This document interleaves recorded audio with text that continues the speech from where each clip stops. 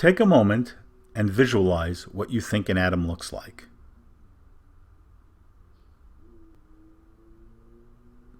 Did it look like this? Or this? How about this? Chances are you and your classmates didn't all come up with the same image. Today's commonly accepted structure of the atom and modern atomic theory are the product of numerous people over the past 2,500 years.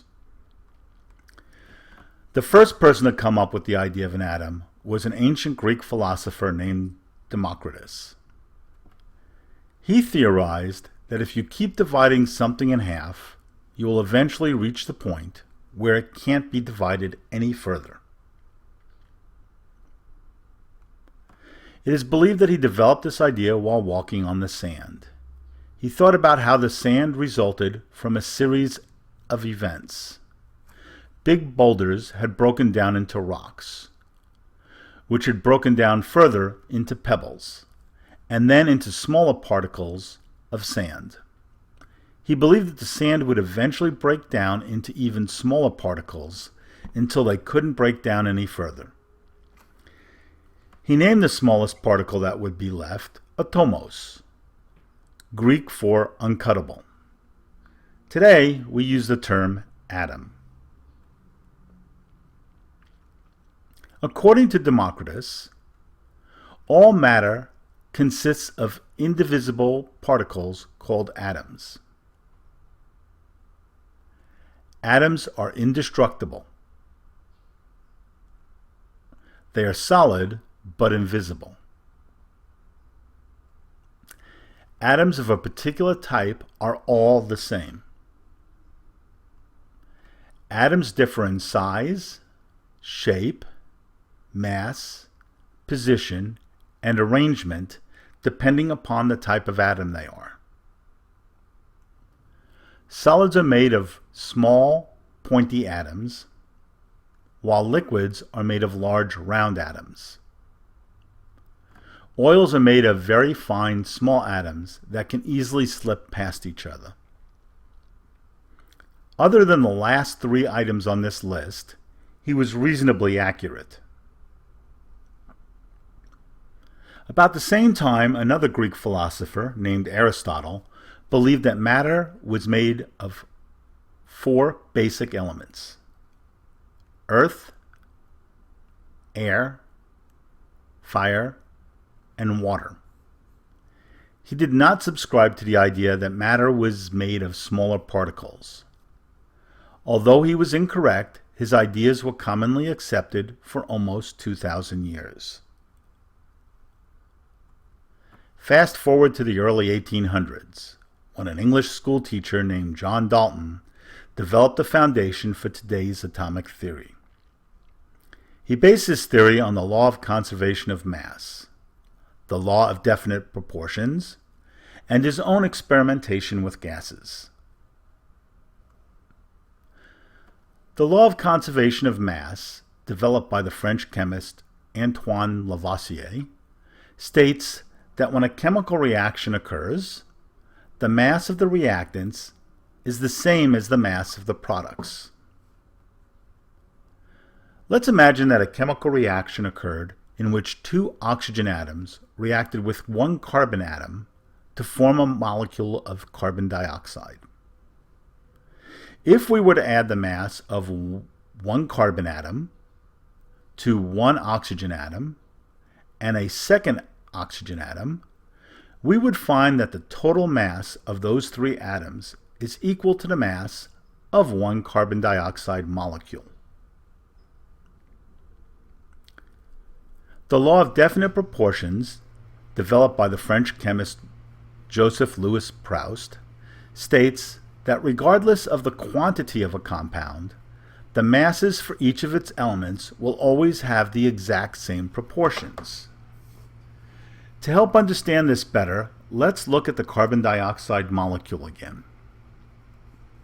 If I have only one molecule of carbon dioxide, I have one carbon atom and two oxygen atoms.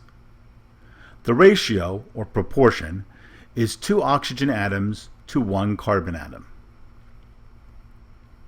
If I have 2 carbon dioxide molecules, I now have 2 carbon atoms and 4 oxygen atoms. The ratio is still 2 oxygen atoms for every 1 carbon atom. 3 carbon dioxide molecules would have 3 carbon atoms and 6 oxygen atoms. Again, the ratio is 2 oxygen atoms for every 1 carbon atom. You will see that if we add another carbon dioxide molecule, that the ratios stay the same.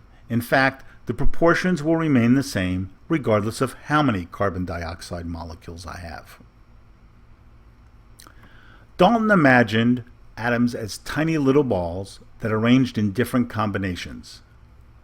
His model became known as the billiard ball model of the atom. According to Dalton, all matter is made of atoms. Atoms are indivisible and indestructible. All atoms of a given element are identical in mass and in properties.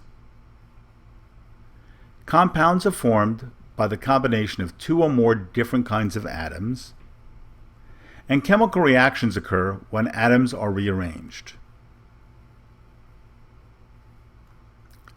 In the late 1800s, an English physicist named J.J. Thomson theorized that an atom could be divided when he discovered a negatively charged particle called an electron.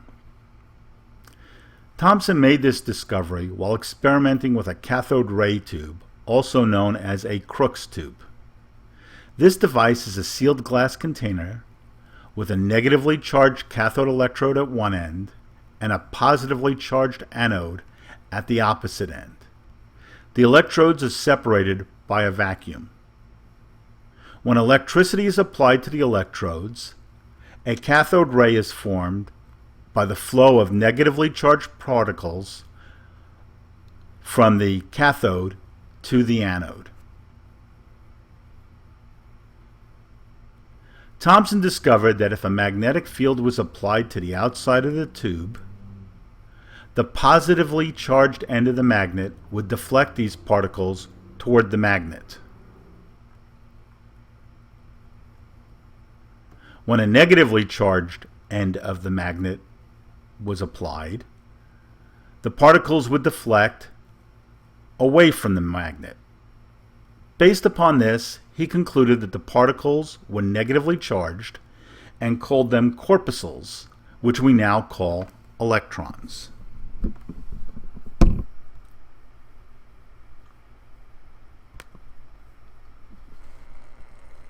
To demonstrate a Crookes tube, a cathode ray tube, we need a high voltage power source, such as this one. We need the Crookes tube, which has a metal cathode, a metal anode, a screen that has been coated with a phosphorescent material that gives off light when struck by electrons, and a bar magnet. As we turn on the screen, we notice that electrons are emitted from the cathode, and as they strike the fluorescent screen, we're able to see the cathode ray, this stream of electrons illuminated. We can use a magnet to show the deflection of that stream. Here we can see the electrons being deflected by the magnet. The cathode ray moves upward. If we reverse the magnet, we would predict that the beam would be deflected in the opposite direction. And we observe that the beam is deflected downward.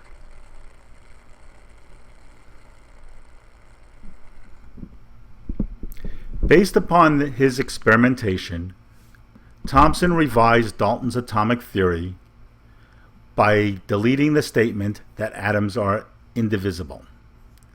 Dalton's model of the atom was also replaced with Thomson's plum pudding model of the atom. Plum pudding is a type of English dessert similar to bread pudding with plums inside. Thomson saw the plums as negatively charged particles that were randomly arranged in the positively charged pudding. These charges would offset each other, resulting in an overall neutral charge. If you have trouble visualizing this model, think of a chocolate chip cookie where the chips represent the negatively charged electrons and the batter has a positive charge.